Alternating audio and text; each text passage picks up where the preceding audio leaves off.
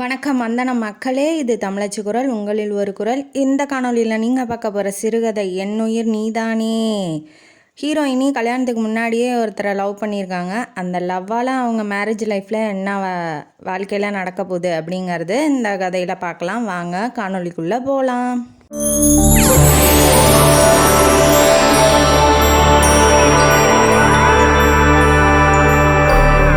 இந்த கதையோட ஆரம்பத்தில் நம்ம ஹீரோயினியோட வீட்டை காமிக்கிறாங்க. ஹீரோயினிக்கு கல்யாணம் ஆயிடுச்சு, ஒரு பொண்ணு இருக்காங்க தீபிகான்னு.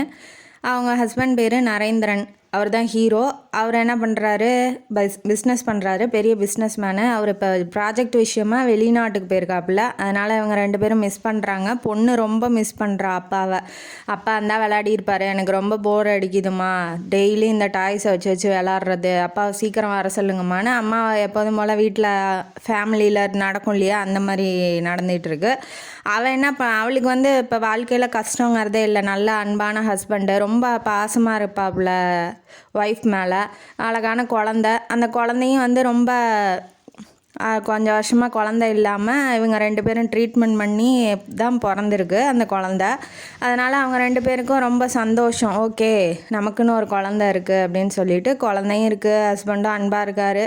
ஆனால் இந்த சந்தோஷமான வாழ்க்கையெல்லாம் அவளால் முழுசாக ஏற்றுக்க முடியல. ஏன்னா அவள் மனசில் இவருக்கு நம்ம தகுதியானவரா, அவர் எப்பேற்பட்டவர், அன்பாக இருக்கார், எந்த கஷ்டமும் நமக்கு கொடுத்ததே இல்லை. ஆனால் இவருக்கு போய் நான் அமையணுமா, என்னை விட நல்ல பொண்ணாக அமையக்கூடாதா அப்படின்னு சொல்லி அவள் நினைக்கிறா. அவள் நினைக்கிறதுக்கான காரணம் என்ன அப்படின்னு சொல்லி கதையில் பின்னால் பார்க்கலாம். டெய்லி காலையில் ஆனால் ஃபோன் பண்ணிடுவாப்புல நம்ம நரேந்திரன், வெளிநாட்டிலேருந்து ஃபோன் பண்ணிடுவார். அவங்க பொண்ணை ரொம்ப மிஸ் பண்ணுவாராட்டங்குது அவரும். அவள் 7:45 தான் எந்திரிப்பாங்கிறதுனால 8 மணிக்கெலாம் உடனே கால் பண்ணிடுவாப்புல. அன்றைக்கி அது எப்போதும் போல் கால் வருது. நம்ம பவ்யா அட்டன் பண்ணுறாங்க. என்னாச்சு, எப்போ வரீங்கன்னு கேட்டோன்னே, எனக்கு மனசு ஒரு கஷ்டமாக இருக்குது, ஏதோ ஒரு சிம்டம்ஸ் தெரியுது, அதாவது கஷ்டம் வந்தால் ஒரு சிம்டம்ஸ் தெரியும் இல்லையா, அந்த மாதிரி எனக்கு தோணுது. நீ எதுக்கும் வேலைக்காரியாகவே வீட்டிலையே இருக்க சொல்லு, தனியாக எங்கேயும் போகாத, வீட்டை நல்லா சாத்திக்கோ அப்படின்னு சொல்லி ரொம்ப ப்ரொடெக்டிவாக இரு அப்படின்னு சொல்லி அவர் சொல்கிறாரு. அவருக்கு ஏதோ ஏற்படும், ஏதாவது துன்பம் வரும் அப்படின்னு சொல்லி அவருக்கு தெரியுதாட்டங்குது, கஷ்டம் வரும்னு. அதனால் அவர் அப்படி சொல்கிறாரு. இவளுக்கும் பயமாக இருக்குது. இவர் எப்போதுமே இப்படி சொன்னால் ஏதாவது நடந்துடும் அப்படின்னு அவளுக்கும் தெரியுது. அதனால் எதுவும் இல்லாமல் பழைய விஷயம், எந்த விஷயம் நெருடலாக இருக்கோ மனசுக்கு, அது ஏதாவது வந்துருமோ, நம்ம வாழ்க்கைக்கு எடுத்துருமோ அப்படின்னு சொல்லி அதையும் பற்றி நினைக்கிறா. ஏன் இப்படி சொல்கிறாரு அப்படின்னு. இருந்தாலும் ஆறுதலாக சொல்கிறா, பயப்படாதீங்க, ஒன்றும் ஆகாது, வேலைக்காரியெல்லாம் வேணாம், ஏன்னா அவன் வீட்டுக்காரனும் குடிச்சிட்டு கலாட்டா பண்ணுவான், வேண்டாம், எப்போதும் போல் நீங்கள் சீக்கிரம் வந்துடுங்க, இது நடக்கிறது தானே, முன்னாடிலாம் போயிருக்கீங்க வெளிநாட்டுக்கு, ஏன் பயப்படாதீங்க அப்படின்னு சொல்லி ஆறுதல் சொல்கிறா. அப்புறம் குழந்தைகிட்ட கொஞ்சம் நேரம் பேசிவிட்டு ஃபோனை வச்சிட்றாப்புல. குழந்தைக்கு உடம்பு சரியில்லை அப்படிங்கிறதுனால வேலைக்காரிகிட்ட சொல்லிவிட்டு, நான் ஈவினிங் லேட்டாக தான் வருவேன், நீ வேலையை முடிச்சுட்டு போ, கோயிலுக்கு கூட்டிகிட்டு போகிறேன், வீட்டிலையே இருக்கா பொண்ணு, ரொம்ப போர் அடிக்குதுன்னு நினைக்கிறா அப்படின்னு சொல்லிட்டு கோயிலுக்கு கூட்டிகிட்டு போயிட்டு வரும்போது மெடிக்கல் ஷாப்பில் அவளுக்கு கோல்டாக இருக்குது, மெடிசன் வாங்கிட்டு வரணும் அப்படின்னு சொல்லிட்டு இவங்க கிளம்பிடுறாங்க. கிளம்புனோன்னா ஸ்கூட்டியில் போயிட்டு கோயிலுக்கெலாம் போயிட்டு மெடிசன் வாங்கிறதுக்காக மெடிக்கல் ஷாப்லேருந்து மெடிசன் வாங்கிட்டு நிற்கிறா. வண்டியை எடுக்கும் போது எய்த்த மாதிரி ரோட்டில் அவனுக்கு தெரிஞ்ச அரவிந்த் அப்படிங்கிறவன் நின்று கையாட்டி சிரிக்கிறான். அவளுக்கு தூக்கி வாரி போடுது. எந்த விஷயம் நம்ம வாழ்க்கையில் வரக்கூடாதுன்னு நினச்சோமோ அதே விஷயம் நமக்கு முன்னாடி நின்றுட்டு கையாட்டுதே, அதுதான் கடவுள். எது வேணாங்கிறமோ அதை தான் கொண்டாந்து நம்ம வாழ்க்கையில் துணிப்பார். அந்த மாதிரி இவளுக்கும் தோணுது. வாழ்க்கையில் எதை மறக்கணும்னு நினச்சோமோ அது முன்னாடி நின்றுக்கிட்டு இப்படி பல்ல இழிச்சிக்கிட்டு கையை ஆட்டுதே, ஐயோ கடவுளே, இவனை ஏன் முன்னாடி கொண்டு நிறுத்துனீங்க, இப்போ இவனுக்கு என்ன சம்மந்தம் அப்படிங்கிறது வீட்டுக்கு போனோன்னே நினச்சி பார்க்குறா. பயந்துக்கிட்டு போயிடுறா, இவ பின்னாடியே வந்துடுவானோ அப்படின்னு சொல்லி திரும்பி திரும்பி பார்க்குறா. வந்துட்டா என்ன பண்ணுறது அப்படின்னு சொல்லி ரொம்ப பயப்படுறா. போனோன்னா வீட்டை சாத்திக்கிறா. ஒரு 4-5 தெரு சுற்றிக்கிட்டு தான் வரா. ஏன்னா அவன் பார்த்துட்டு பின்னாடியே வந்தானா என்ன பண்ணுறதுன்னு சுற்றிக்கிட்டு வரா. அப்புறம் பொண்ணு பசிக்குதுமா அப்படின்னு சொல்லி கேட்கும்போது அவளுக்கு டிஃபன்லாம் ரெடி பண்ணிக்கிட்டு போய் ரூமை சாத்திக்கிட்டு நினச்சி பார்க்குறா, அவன் யார், அரவிந்துங்கிறவன் யார் அப்படிங்கிறது இப்போ இந்த கதையில் வருது. பவ்யாவுக்கு இனியாங்கிற தங்கச்சியும் ஒரு தம்பியும் இருக்கான். அவங்க அப்பா பேர் கோதண்டம், அம்மா பேர் சொர்ணம். இவங்க அப்பா பொண்ணு ரொம்ப மூத்த பொண்ணுங்கிறதுனால ரொம்ப பாசமாக வளர்க்குறாங்க. எதாக இருந்தாலும் படிக்க வைக்கிறாங்க. நல்லா நிறையா பாசம் கொட்டி வளர்க்கும் போது அவளுக்கு வந்து அவளும் பவ்யா அப்படிங்கிற பேருக்கு தகுந்தாப்புலையே பவ்யமாக தான் இருக்கா. கம்ப்யூட்டர் சென்டர் போய் கம்ப்யூட்டர் கற்றுக்கிறதுக்காக போகிறா. போகும்போது அந்த மாஸ்டரோட ஃப்ரெண்டு அப்படின்னு அந்த அரவிந்த் வந்து இன்ட்ரடியூஸ் ஆகுறாங்க. இவளை பார்த்தோன்னா அவனுக்கு பிடிச்சிருக்க மாட்டேங்குது. வந்து பேசுகிறான், என்ன பண்ணுற என்ன பவியா அப்படின்னு சொல்லி வாலண்டியராக வந்து பேசும்போது அவள் வந்து அவாய்ட் தான் பண்ணுறா முதல்ல. அப்புறம் சும்மா திரும்ப திரும்ப திரும்ப ஒரு இதை பண்ணும் போது அவங்களுக்கு அந்த விஷயம் மேலே அப்சர்வேஷன் வரும்ல, அப்சர்வ் பண்ணுவாங்கள்ல. இப்போ ஒருத்தர் திரும்ப திரும்ப ஒரு செயலை பண்ணிக்கிட்டே இருக்கும்போது ஒரு நாள் பண்ணலன்னா கூட இவங்க ஏன் அதை பண்ணல அப்படின்னு சொல்லி நினைக்க தோணும் பார்த்திங்களா. அந்த மாதிரி அந்த ரேஞ்சுக்கு போயிட்டா. ஒரு நாள் அவன் வரல, சென்ட்ரு லீவுன்னு சொல்கிறாரு மாஸ்டரு. ஏன் லீவுன்னு கேட்கும்போது இப்படி வந்து தூக்க மாத்திரையை தின்னுட்டு தற்கொலைக்கு முயற்சி பண்ணிட்டு அரவிந்த் ஹாஸ்பிட்டலில் இருக்கான், அவனை பார்க்க போகிறேன் அப்படின்னு சொல்லவும் அவளுக்கு நாள் நடந்த விஷயம் ஞாபகத்துக்கு வருது.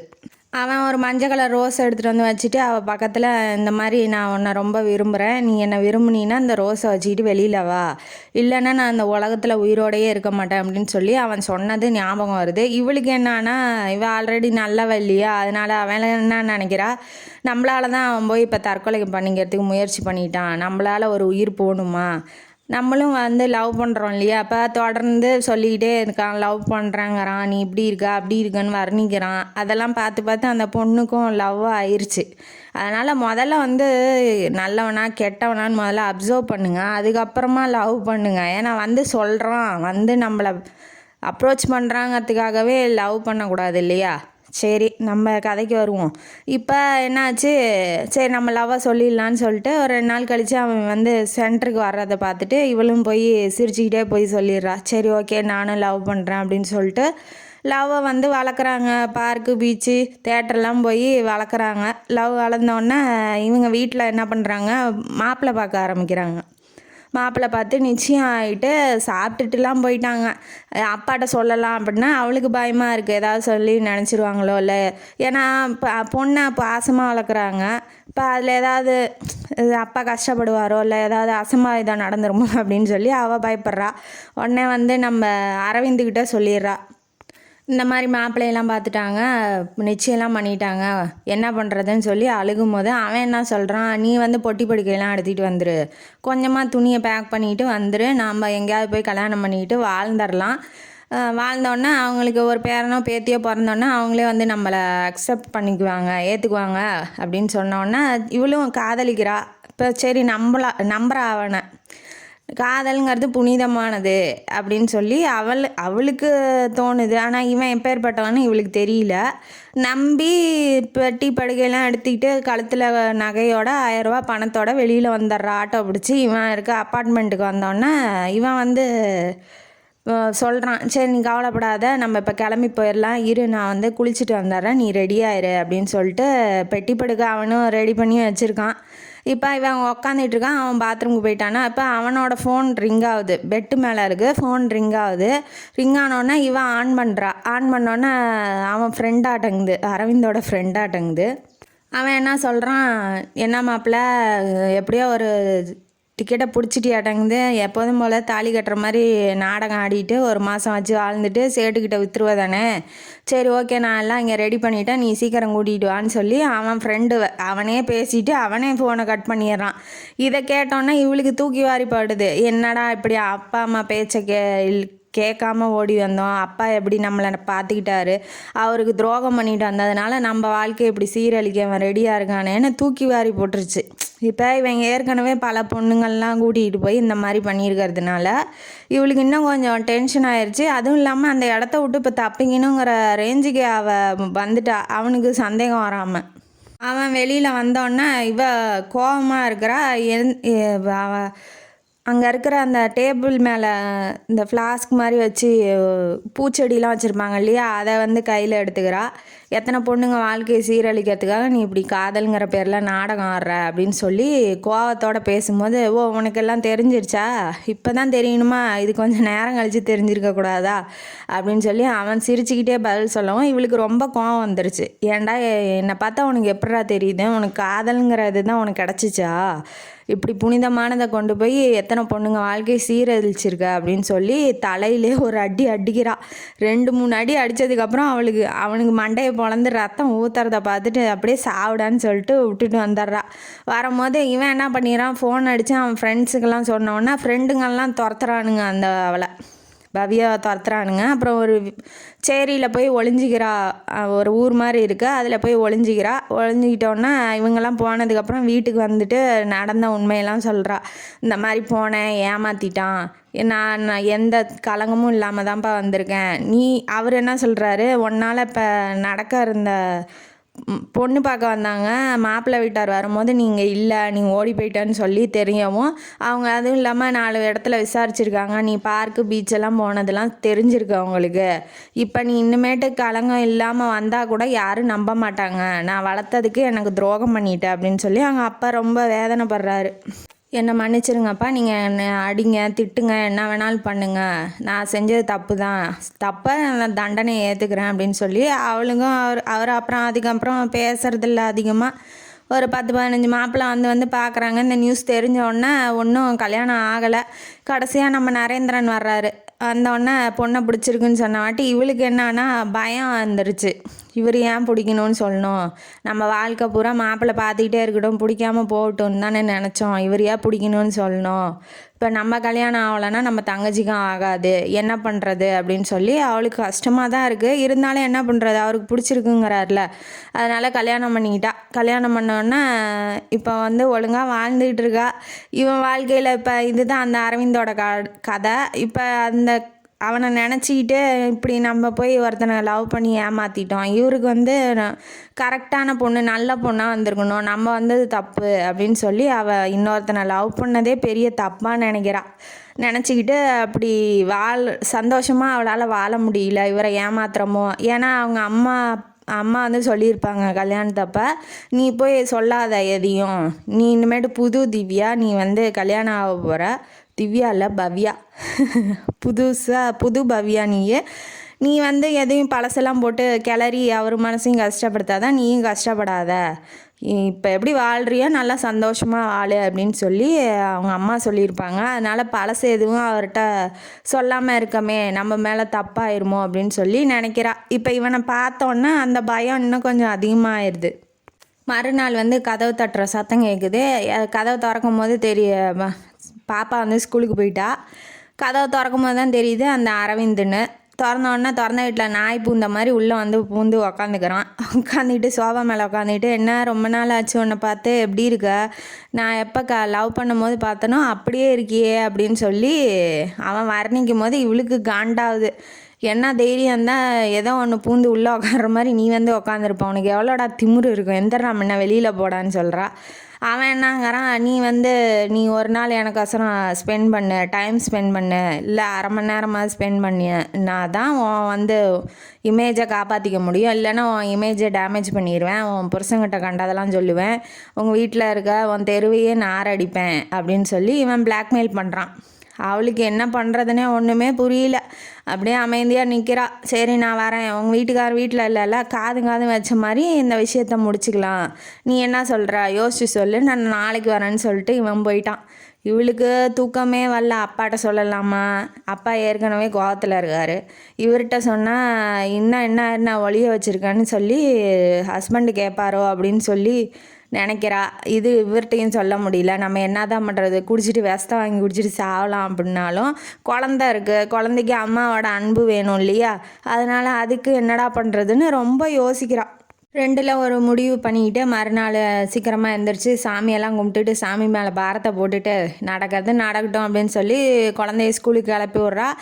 எப்போதும் போல் அவன் கதவை தட்டி வரான். அரவிந்த் உள்ளே உட்காந்துக்கிட்டான் சோபாக்குள்ளே. என்ன முடிவு பண்ணியிருக்கான்னு கேட்கும் போது அவன் என்னன்னா கதவை நல்லா விரித்து திறந்து வச்சுக்கிட்டோன்னா கையில் ஒரு கத்தி வச்சுக்கிட்டா.